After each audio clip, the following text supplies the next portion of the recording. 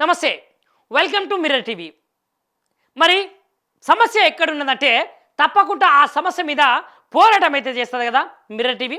గట్లనే సేమ్ ఇప్పుడు జరిగినటువంటి తప్పిదాన్ని మరి ఎవరికో పుట్టినటువంటి బిడ్డను మా బిడ్డ అని వాళ్ళు ఎట్లంటారు అనే ముచ్చట మీదనైతే ఇవాళ మనము తప్పకుండా మాట్లాడుకునే అవసరం అయితే ఎంతగానో ఉన్నది. మరి దేని గురించి అంటే కేంద్రానికి సంబంధించినటువంటి నరేంద్ర మోదీ గారు ఏదైతే కాకతీయ టెక్స్టైల్స్ పార్క్ దగ్గర ఉన్నటువంటి ఒక దానికి శంకుస్థాపన చేస్తాము, ఇంత నిధులు కేటాయిస్తాము, ఇన్ని మేమే చేసినాము అని ఇక్కడ చోటేబాయి బడేబాయి అంటే కేంద్రంలోనేమో మోదీ గారు, రాష్ట్రంలోనేమో రేవంత్ రెడ్డి గారు, వీళ్ళు ప్రధానమైనటువంటి శత్రువులు. అంటే కాంగ్రెస్కు బీజేపీకి అసలుకే పడదు కదా.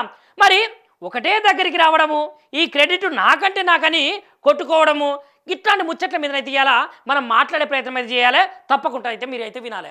ఇక మనం చూసుకుంటే జనాలారా, ఇగో ఎట్లున్నదంటే షాట్ల తౌడు పోసి కుక్కల కొట్లాట పెట్టినట్టే ఉన్నది. ఏంటంటే కాకతీయ క్రెడిట్ కోసం అయితే కొట్లాటలు, మరి నాకంటే నాకు, నేను చేసిన అంటే నేను చేసిన, మరి వాళ్ళు ఏమన్నా చేసిరా అంటే చేసింది మొత్తం గుండుసున్నా, మరి దానికి నేను చేసిన అంటే నేను చేసిన అంటున్నారు. ఇక సొమ్మొక్కరిది సోకొకరిది అన్నట్టే ఉన్నదట బీజేపీది, గట్లనే రాష్ట్రంలో ఉన్నటువంటి కాంగ్రెస్ పార్టీది. ఇక వరంగల్ని అయితే వస్త్ర నగరిగా తీర్చిదిద్దినటువంటి ఘనత మాజీ ముఖ్యమంత్రి కేసీఆర్ది అనే విషయం అయితే రాష్ట్రంలోనే కాదు దేశంలో ఎవరిని అడిగినా చెప్తారు. గట్లాంటిది ప్రపంచ ప్రఖ్యాతిగాంచినటువంటి కంపెనీలతోటి ఒప్పందాలు కుదుర్చుకొని వాటికైతే సకల వసతులు కల్పించినటువంటి పరిశ్రమలను నెలకొల్పించేందుకైతే అహర్నిశలు కృషి చేసినటువంటి మన బీఆర్ఎస్ పార్టీకి సంబంధించినటువంటి ఏదైతే వర్కింగ్ ప్రెసిడెంట్ అప్పుడు ఉన్నటువంటి పరిశ్రమల మంత్రి కేటీఆర్ గారు అయితే ఆ పరిశ్రమలను ఒప్పించి వరంగల్కు తీసుకొచ్చి ఇక్కడ నెలకొల్పించి దీన్ని అభివృద్ధి చేసిర్రు. మరి ఈ కాకతీయ టెక్స్టైల్ పార్కు ఎవరు అభివృద్ధి చేసిర్రు? దేశంలోనే కాదు రాష్ట్రంలోనే కాదు ఇక్కడ ఉన్నటువంటి జనాలందరికైతే ఎరికే కదా. మరి ఇప్పుడేమో సొమ్మొకల్ది సోకొకల్ది అన్నట్టుగా నేను చేసినా అంటే నేను చేసినా అని హీలకిలే కొట్లాడుకుంటారు. మరి అసలు ముచ్చట ఏందయ్యా అంటే దీన్ని గౌరవనీయులు మాజీ ముఖ్యమంత్రి కేసీఆర్ గారు ప్రవేశపెట్టి కేసీఆర్ గారు పోయి అక్కడ శంకుస్థాపన చేసి అక్కడ పనులన్నీ అయ్యేటట్టు అయితే చేసిండు. తెలంగాణలో ఉన్నటువంటి యువత బయటి రాష్ట్రాలకు పోకుండా ఇక్కడనే ఉపాధి కల్పించుకొని మన పైసలు మనమే తెచ్చుకోవాలి, మన పనులు మనమే చేసుకోవాలి, మన పరిశ్రమలు మనమే పెట్టుకోవాలి, వేరే వాళ్ళ కాడికి గులాంగిరి చేసేది ఎందుకు అని గాయాల కేసీఆర్ గారు ఆలోచించి ఈ పరిశ్రమలు ఇక్కడ మన తెలంగాణ రాష్ట్రంలో అయితే నెలకొల్పితే వీళ్ళేమో నాదంటే నాదంటున్నారు. ఆరుగాలము కష్టపడి పంట పండించి కుప్పనొచ్చి దాని తర్వాత పైన జెండా బాధ్యతందుకైతే పోటీ పడుతున్నది తెలంగాణలో ఉన్నటువంటి కాంగ్రెస్, అట్లనే బీజేపీ పోటీ పడుతున్నారట. చూసిర్రా, ఇక రైతు బాగా కష్టపడతాడు, కష్టపడి వడ్లు పోగు చేసి అది చేసి ఇది చేసి అక్కడ రైతేమో ఉంటే వీళ్ళేమో పోయి జెండా బాస్తున్నారట. ఎవరు? కేంద్రంలో ఉన్నటువంటి బీజేపీ, రాష్ట్రంలో ఉన్నటువంటి కాంగ్రెస్ పార్టీలు. మళ్ళీ వీళ్ళు మీదికేమో భద్ర శత్రువులే. ఇక వీళ్ళ గురించి ఇంకొక ముచ్చట కూడా చెప్పాలి, కానీ ఇది అయిపోయాక చెప్పుకుందాము. ఇక దాని తర్వాతనైతే బీజేపీలు పోటీ పడుతున్నాయి. తర్వాత ఆదివారం చోటు చేసుకున్నటువంటి పరిణామాలు స్పష్టం చేస్తున్నాయి. ఇక తట్టెడు మట్టి తీయలేకపోయినా, బస్తా సిమెంటు ఖర్చు చేయలేకపోయినా Kakatiya mega textile park credit కోసం అయితే వీళ్ళిద్దరు అయితే కొట్లాడుకుంటున్నారట. ఇక తెలంగాణ రాష్ట్రంలో 9,400 కోట్ల అభివృద్ధి పనులకైతే ప్రధాని నరేంద్ర మోడీ ప్రారంభోత్సవాలు శంకుస్థాపనలు చేసిండ్రు. ఇక గండ్ల వరంగల్లో ఉన్నటువంటి కాకతీయ మెగా టెక్స్టైల్ పార్కునైతే PM మిత్ర పథకం కిందనైతే చేపట్టినామని ప్రకటించడము విమర్శలకైతే తావుదీసింది. 2017లోనే కేసీఆర్ గారి హయాంలో వరంగల్ జిల్లాల సంగెము, గీసుకొండ మండలం పరిధిలో ఉన్నటువంటి దాదాపు 1300 ఎకరాలల్లా స్థలం సేకరించి దాన్ని కాకతీయ మెగా టెక్స్టైల్గా ఆ పార్కుకైతే పునాది రాయిని వేసిండు కేసీఆర్ గారు. చూసిర్రా, 1300 ఎకరాలల్లా ఈ కాకతీయ మెగా టెక్స్టైల్ను ఈ సారు పెట్టిస్తే ఇక దీనికి PM మిత్ర అని పేరు పెట్టుకొని ఇక వీళ్ళైతే ఎంతనటయ్యా అంటే 9,400 కోట్ల పనులకైతే అభివృద్ధి చేస్తున్నాము అని చెప్తున్నారట. ఇక దాని తర్వాత ఇక్కడ మనం ఫస్ట్కి ముచ్చట చూసుకుంటే వస్త్ర నగరిగా తీర్చిదిద్దేదేమో బీఆర్ఎస్ ప్రభుత్వము, ప్రచారం చేసుకునేదేమో కాంగ్రెస్ బీజేపీ. తెలంగాణ రాష్ట్రంలో అప్పుడెప్పుడో ఆజంజాయిది మిల్ అని ఉండే, వరంగల్ జిల్లాల. మరి అప్పుడున్నటువంటి కాంగ్రెస్ పార్టీకి సంబంధించినటువంటి సర్కార్ అయితే ఆజాన్ జాహిద్ మిల్ అయితే మొత్తానికే పోయింది కదా, దాన్ని తలదన్నేటట్టు దాని తరహాల ఇప్పుడు కాకతీయ మెగా టెక్స్టైల్ను రూపొందిస్తే దాని రూపకర్త కేసీఆర్ గారు ఇక్కడ ఏంటిది వస్త్రనగరిగా తీర్చిదిద్దేదేమో బీఆర్ఎస్, ప్రచారం చేసుకునేదేమో కాంగ్రెస్ని బీజేపీ. మెగా టెక్స్టైల్ పార్కు ఘనత నాదంటే నాది అంటున్న ఈ కాంగ్రెస్ని ఇక్కడ చూసుకుంటే బీజేపీ పార్టీలు.